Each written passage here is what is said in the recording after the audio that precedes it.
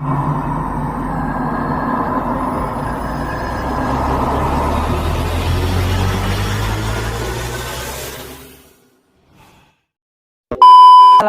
warahmatullahi wabarakatuh. Hey, yo, what's up guys? Balik lagi sama gua Tobi Cakung di sini. Gimana keadaan kalian? Gimana kabar kalian? Semoga kalian sehat selalu dan dalam lindungan Tuhan Yang Maha Esa. Oke. Tuh, hari ini gua semangat banget mau bikin video sesuai dengan judul thumbnail di atas. Gua pengen ngebahas tentang asal usul jelangkung, sebuah permainan yang sudah tak asing lagi dilihat, apalagi asing didengar, karena sudah banyak film-film box office atau film layar lebar yang menceritakan tentang jelangkung ini, yaitu seperti ini, dan ini.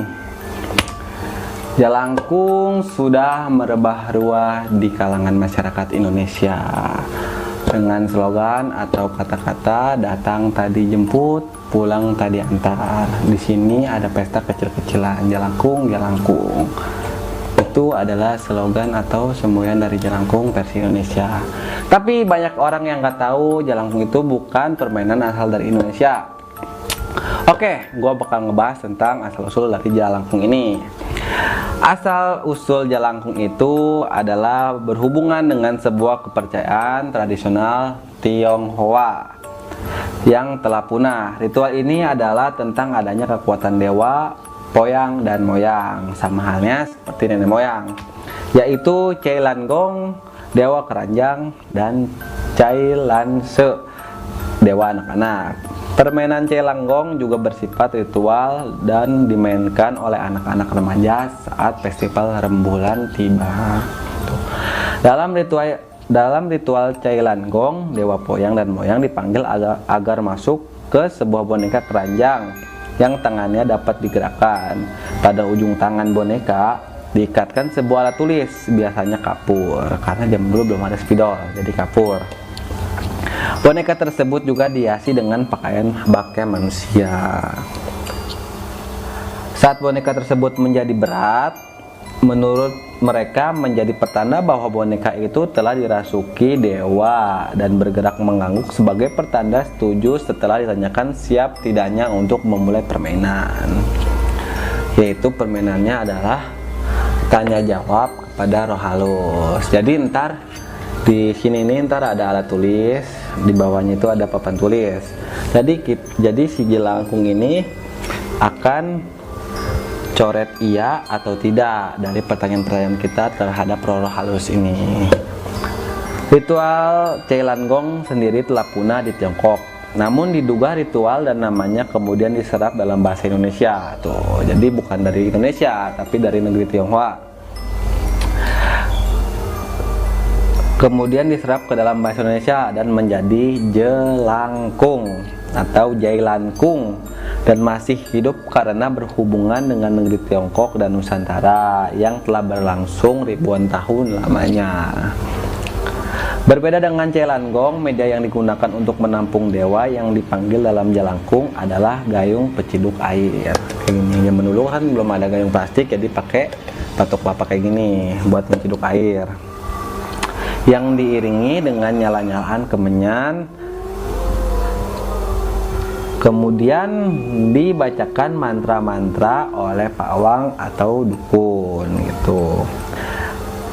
Permainan ini dimainkan oleh 2 orang atau 3 orang. Biasanya si 2 orang ini megangin si jelangkung ini, dan 1 orang itu membaca mantra buat memanggil roh-roh buat dimasukin ke dalam si jelangkung ini, kayak gitu. Banyak juga versi yang membahas tentang jelangkung ini. Ada salah satunya contoh dari versi orang Jawa. Oleh orang Jawa, permainan jelangkung dikenal dengan sebutan Nini Towong atau Nini Towo. Permainan ini tidak hanya dikenal sebagai permainan tradisional anak-anak, tetapi juga dilakukan agar usaha menjaga keselamatan desa dan menolak bala. Tuh. Gua kalau dengar kata Nini Towo itu jadi ingat orang yang terkenal dulunya gitu yang mainin ini tahu. Nanti gue nggak inget sih orangnya, tapi ada ntar di sini nih fotonya. Untuk tujuan tersebut, ritual ini dilakukan bukan oleh anak kecil, melainkan oleh orang yang sudah dewasa, karena anak kecil mungkin belum kuat.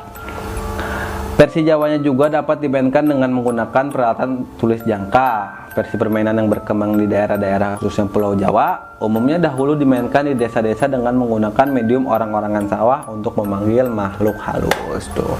Jadi makhluk halus itu dipanggil ke dalam sini, katanya buat menolak bala. Karena orang dulu percaya katanya buat tolak bala seperti adanya hama, adanya bencana gitu, agar perkebunan atau persawahan mereka itu lancar jaya sampai panen kayak gitu. Ada juga dari versi Minangkabau. Ritual serupa yang dikenal oleh orang Minangkabau disebut Lukah Gilo. Permainan ini berkembang dalam bentuk seni pertunjukan di desa Lumpo Timur. Pertunjukan ini dimainkan oleh seorang pawang atau dukun lukah dan 1-4 orang pemain yang bertugas memegang luka tersebut. Lukah adalah alat untuk menangkap ikan air tawar yang terbuat dari bambu yang dianyam. Bentuknya menyerupai vas bunga. Keranjang luka ini digunakan untuk pertunjukan Lukah Gilo dengan menandainya menyerupai orang-orangan seperti halnya dalam permainan Cailanggong. Tangannya dibuat dari kayu lurus dengan bambu dan kepalanya terbuat dari labu atau tempurung kelapa. Lukah juga diriasi dengan kain, baju selendang, kosret, dan wajahnya diriasi layaknya perempuan. Tuh. Itu dari versi Minangkabau. Jadi Minangkabau itu buat alat memancing atau menangkap ikan air tawar gitu. Cara memainkannya, biasanya permainan jelangkung ini dilakukan oleh 3 orang, kan 3 orang, yang 2 orang memegang boneka jelangkung dan 1 orang buat menjadi pawang untuk membaca mantra agar si roh halusnya masuk ke dalam sini. Permainan ini kebanyakan dilakukan di tempat yang diyakini angker dan biasanya di waktu senja. Itu biasanya maghrib, karena kalau kata orang dulu itu maghrib itu banyak roh-roh halus, entah itu jahat atau baik yang keluar di waktu maghrib. Karena banyak orang ngomong nggak boleh keluar waktu maghrib, katanya pamali, karena banyak roh-roh yang keluar pada maghrib juga gitu.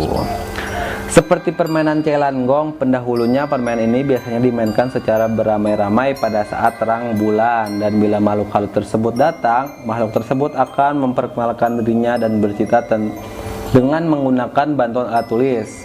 Pertanyaan-pertanyaan yang diajukan sangat beraneka ragam, seperti nama makhluk, tahun berapa meninggal, dan penyebab meninggal.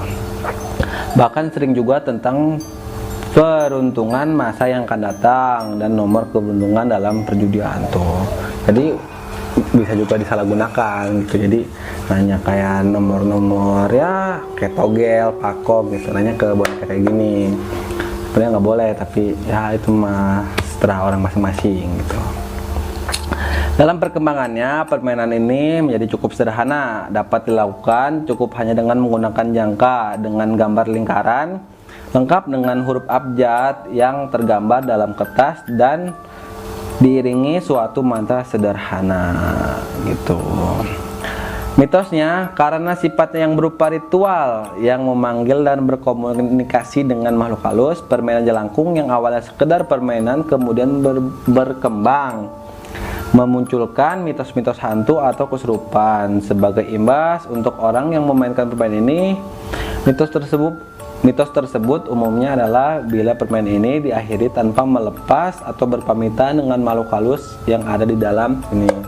Mungkin kalau nggak berpamitan itu bisa makhluk halus itu bisa ngikutin terus, misal kayak sebutannya ketempelan atau kesurupan gitu. Itu juga berbahaya karena bisa terjadi hal-hal yang tidak diinginkan yang di luar nalar gitu.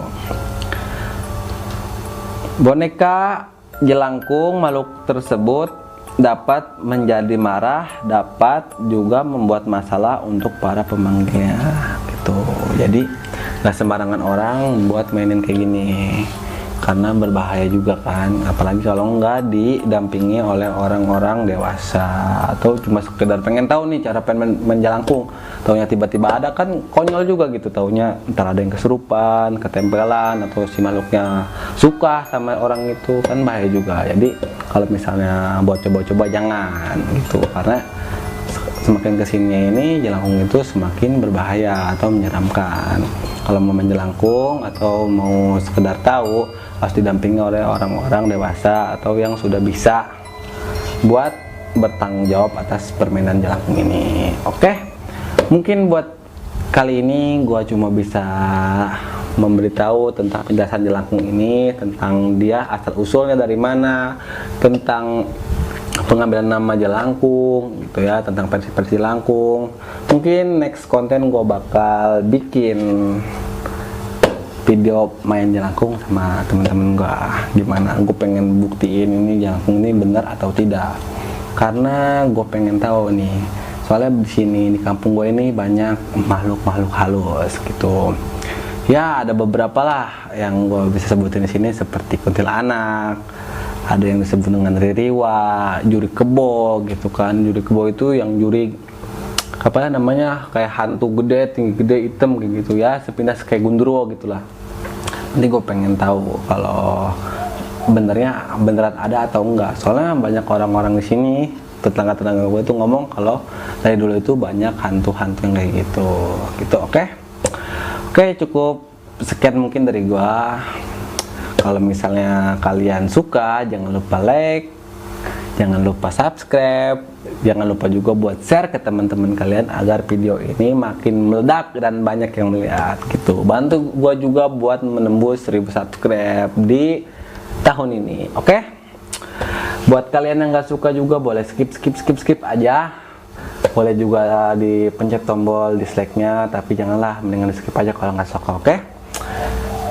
Sekian dari gua pamit undur diri. Wassalamualaikum warahmatullahi wabarakatuh.